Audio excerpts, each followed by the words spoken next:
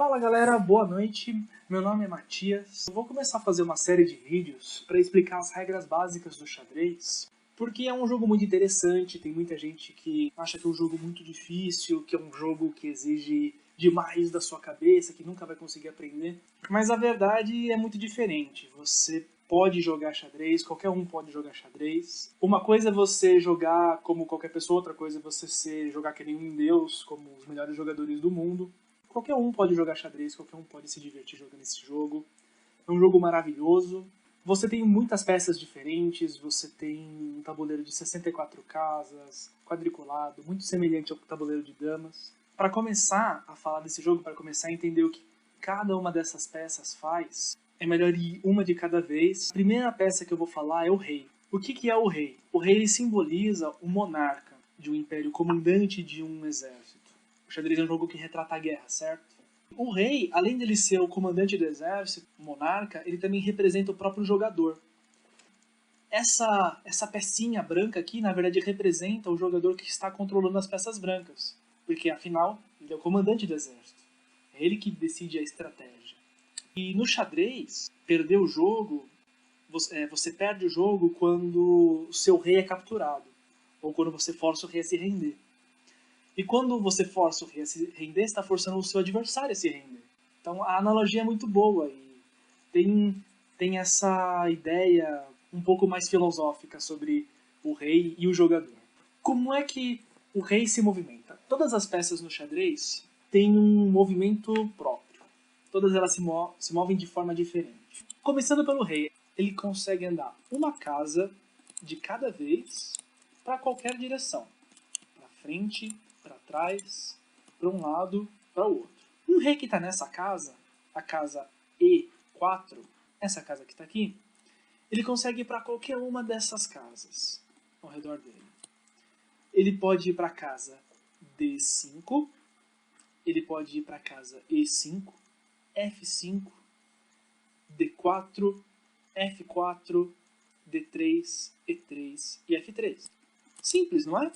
Então, um rei, em qualquer lugar no tabuleiro, consegue se mover nessas direções. Se o rei está num cantinho, lógico que ele não tem a opção de ir para as casas onde não existe tabuleiro. Então ele pode ir para qualquer uma dessas três casas. A casa A2, a casa B2 e a casa B1. Um rei consegue capturar outras peças. Eu vou falar um pouco mais da captura quando tiver mais elementos, outras peças, no próximo vídeo, quando eu estiver falando dos peões.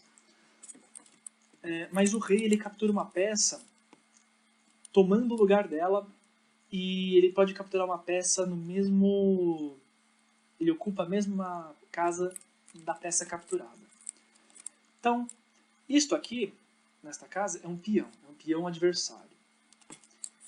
O rei branco pode capturar esse peão na vez dele de jogar, simplesmente se movendo para a casa e removendo o peão do jogo. Você não pode capturar uma peça do seu mesmo time, da sua mesma cor. É uma jogada ilegal.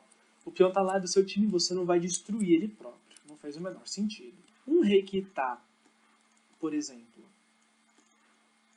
nestas condições, um rei branco nestas condições, ele só pode se mover para 4 lugares. Ele pode capturar qualquer um dos 4 peões pretos. Certo? Se você não entendeu, eu sugiro que você volte um pouco o vídeo e assista isso de novo. Porque, afinal, você está no YouTube e você consegue assistir esse vídeo quantas vezes você quiser, né? Eu espero que tenha ficado claro. E o rei tem mais um detalhe. O rei não pode ir para uma casa que ele está sendo atacado por outra peça adversária. Então, a gente já sabe que um rei ataca todas as casas para as quais ele pode se mover. Então, o rei branco está atacando essas 3 casas, além das outras atrás dele. Mas eu quero só que você se preocupe com essas 3. O rei preto, ele não consegue ir para nenhuma dessas casas. Por quê? Porque o rei branco está atacando essa casa. E o rei não pode se colocar em perigo na própria vez de jogar. Então, nesse caso, o rei preto pode se mover para qualquer uma destas casas, dessas 5 casas. Ele não pode, nem que ele queira, ir para uma dessas 3 casas. Certo? Do mesmo modo, se fosse vez das brancas jogarem nessa posição, as pretas elas estão atacando essas 2 casas. Então as brancas só têm um lance possível. Elas só podem jogar o rei para esta casa. A2. Por que eu estou focando tanto nessa história de um rei não consegue chegar perto do outro rei? Porque se vocês perceberem, os reis eles estão limitados por um campo de força aqui. Nenhum deles pode atravessar essa barreira. Nenhum deles consegue chegar perto do outro. Até por uma questão de respeito, né? Você não quer que um estranho chegue muito perto de você, um inimigo chegue muito perto de você. E esses 2 reis são inimigos. Além de inimigos, também são reis, são a nobreza. Então você não quer pessoas estranhas perto de você. Tá, qual que é o ponto de tudo isso? O ponto de tudo isso é um jogo que eu gostaria de propor para vocês praticarem a movimentação dos reis. E também para vocês começarem a entender o jogo de xadrez não como um jogo que você vai jogando suas peças daqui para cá e torce para ganhar. Mas para vocês começarem a utilizar o conceito de adotar um plano para vencer o jogo, ao mesmo tempo que tenta descobrir qual que é o plano que o seu adversário está fazendo e como que você consegue ajustar o seu plano para melhor neutralizar o do seu adversário. Como numa guerra mesmo. Você tem um objetivo, você vai atrás desse objetivo e você tenta ao mesmo tempo impedir o seu adversário de atingir o objetivo dele. Como que funciona esse jogo? Esse jogo é o jogo dos reis. Só tem os reis para você jogar. E o tabuleiro vai ser um recorte do tabuleiro de xadrez. Vocês vão usar 3 colunas. Eu vou usar aqui a coluna D, a E e a F.